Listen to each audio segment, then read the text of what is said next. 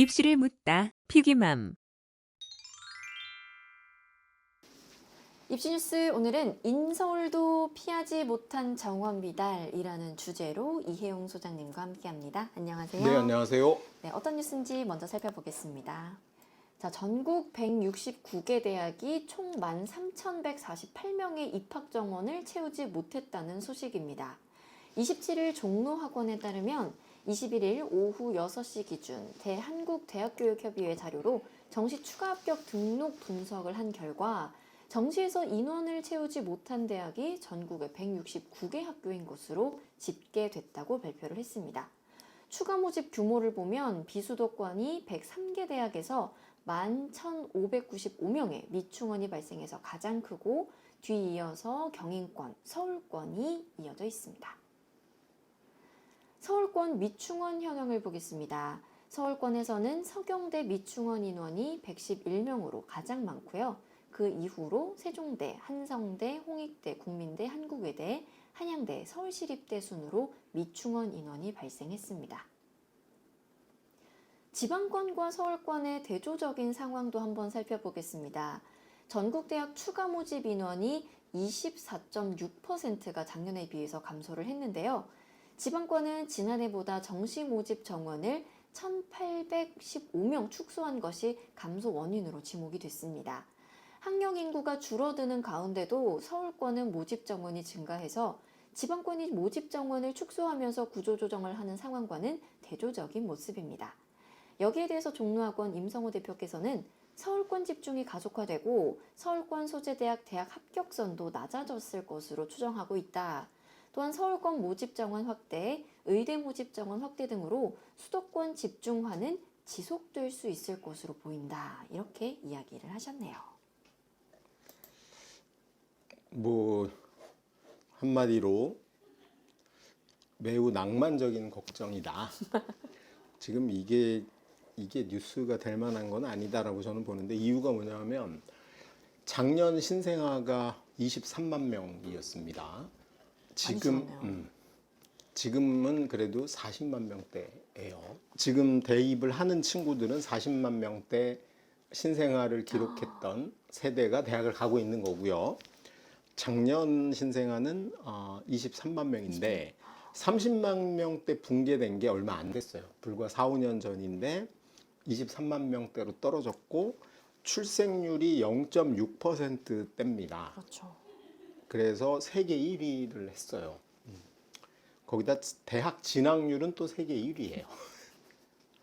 그러니까 이제 이건 당연한 겁니다. 당연한 거고 더군다나 이제 현 정부가 그 이공계 특성화 대학을 늘린다라고 해서 정원 외로 서울대, 연대, 고대부터 서울에 집중적으로 1,000명 정도로 늘렸잖아요, 작년에. 이제 뭐 그래서 서울권은 학생 정원이 늘어나고 있고 애는 없는데 지방 대학도 사실은 작년에 2개인가 3개 정도밖에 없어지지 않았기 때문에 뭐 당연하다. 뭐 그래서 지금 뭐 저는 초등학교 저학년 학생들의 입시 전략은 그냥 튼튼하게 잘하면 된다. 뭐 전 개인적으로 그렇게 봅니다. 그래서 뭐 이렇게 뭐 소소하게 몇 명을 못 뽑았니 가지고 걱정할 이슈는 아닌 문제인 것 같고 당연히 내년도에 그 입시를 치러야 되는 우리 고3들도 이제 여기에 혜택을 좀 보겠죠. 의대 정원이 뭐 지금 늘긴 해야 될 것 같아요. 이미 정부도 말을 꺼내놨고 그 의사들도 왠지 국민 요번에는 눈치를 보면서 늘리긴 해야 될 것 같은데 쟤들이 너무 심하게 하니까 뭐 전공의들이 개인적으로 뭐 사표 내고 집에 가서 있긴 하지만 어쨌든 이대로 수습이 될 것 같지는 않으니 어떤 형태로든 증가는 할 거야. 뭐 의대 정원이 약간 늘죠.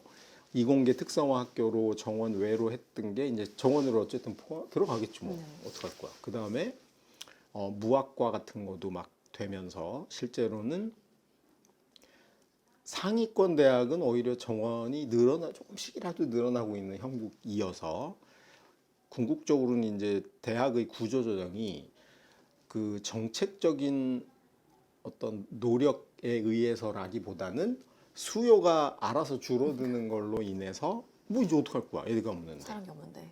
뭐 한 학생이 2학교를 다녀주는 게 아니면 애가 없는데 어떡해. 그래서 자연스럽게 지방 대학들이 소멸하는 구조로 지금 가고 있는 구조고 그 과정이다.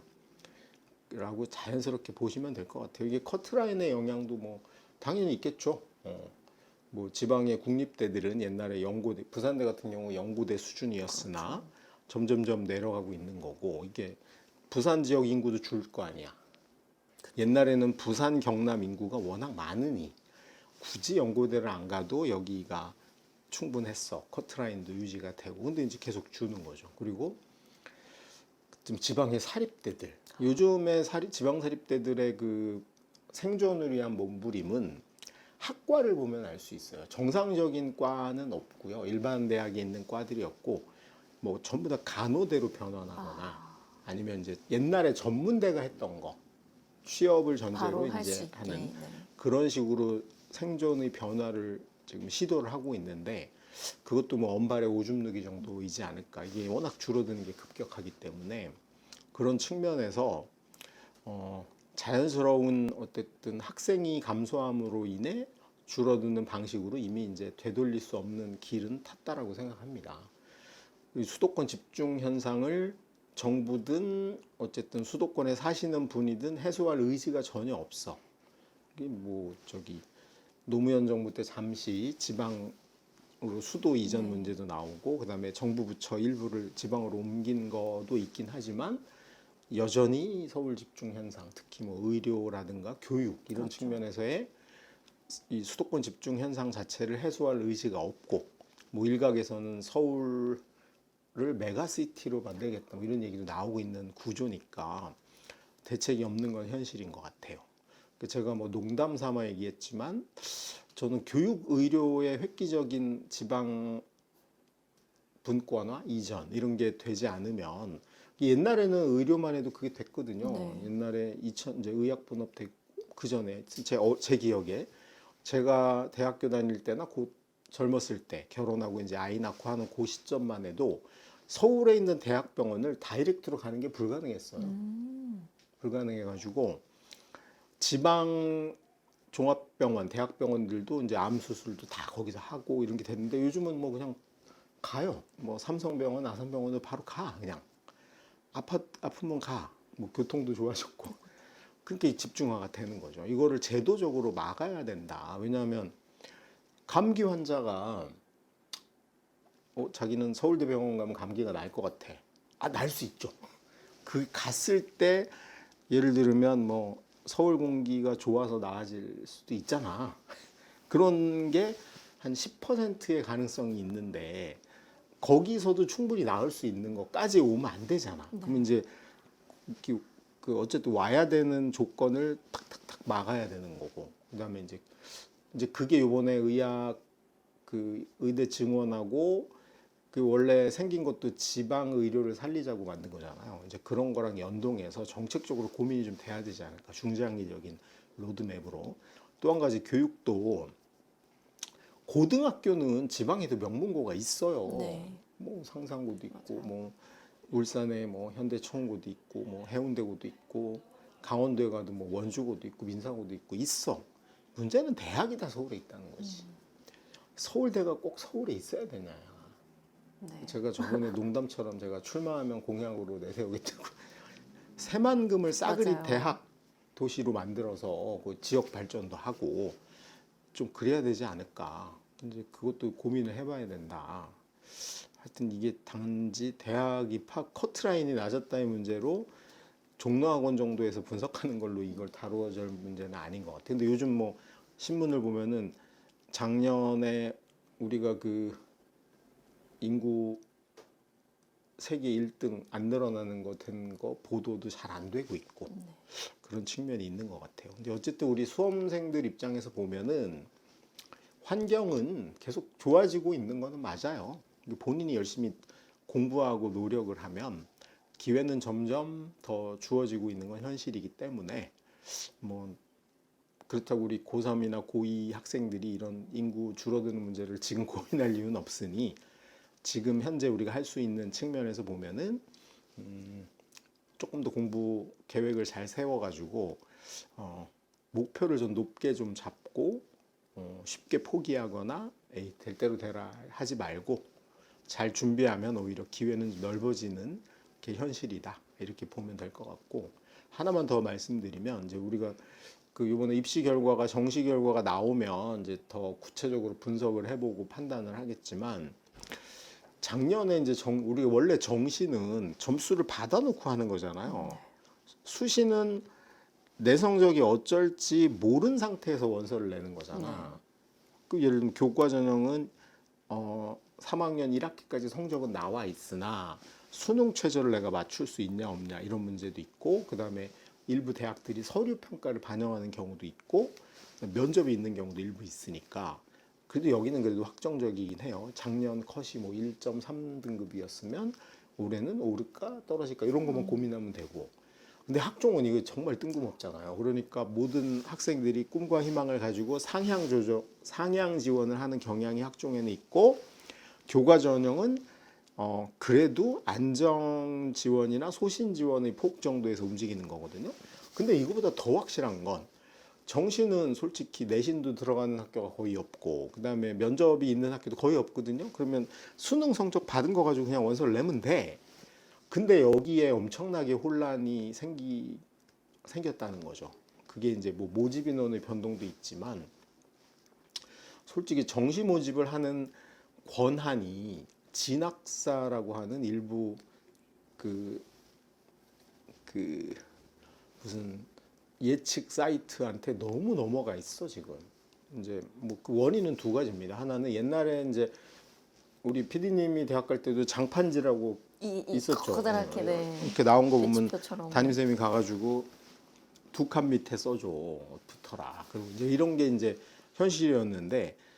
근데 이제 진학사 플랫폼이 너무나 훌륭한 괜찮은 거예요. 좀 플랫폼으로 우수하다고 생각합니다. 왜냐하면 아이들이 담임선생님하고 상담 보통 언제 끝나냐 하면 원서 내기 열흘 전에서 끝나는 거야. 근데 이 진학사는 아이들이 자기가 모의 지원, 주식 투자하는 방식하고 똑같거든요. 그래서 자기가 계속 모의 지원을 해볼 수 있어요. 원서 내기 불과 뭐 3일 전인가까지. 그러면 나는 상담할 때는 성대 공학 계열 쓰면 된다 그랬는데 여기 계속 그거 애들이 실시간으로 모의 지원한 걸로 커트라인이 변동되는 그 사이트에 들어가 봤더니 안 된대. 그렇다고 담임선생님한테 물어보면 담임선생님은 또 거기 내려고 했잖아. 이렇게 낮은 대로. 그래 이거는 뭐 배치표상으로는 안 될 수가 없어 밖에 얘기할 게 없어요. 왜냐면 담임선생님이 그렇다고 전국에 있는 성대 공학 계열 내는 학생들을 스토킹하고 있는 게 아니기 때문에 그러다 보니 이제 담임선생님 말은 이미 지나간 과거의 조언이었고 여기서는 계속 주식 투자처럼 숫자가 움직이고 있어. 그래서 학생들이 이거에 동기화됩니다. 그래서 원래는 그럼 이제 여기서 어떻게 했냐에 따라서 막 변동이 생기는데 이제 그런 걸로 인해 그 권한을 갖게 됐고 시스템이 우수한 건 사실인데 문제는 저기도 성대 공학 계열을 내는 모든 학생이 들어가서 하는 건 아니라는 거죠.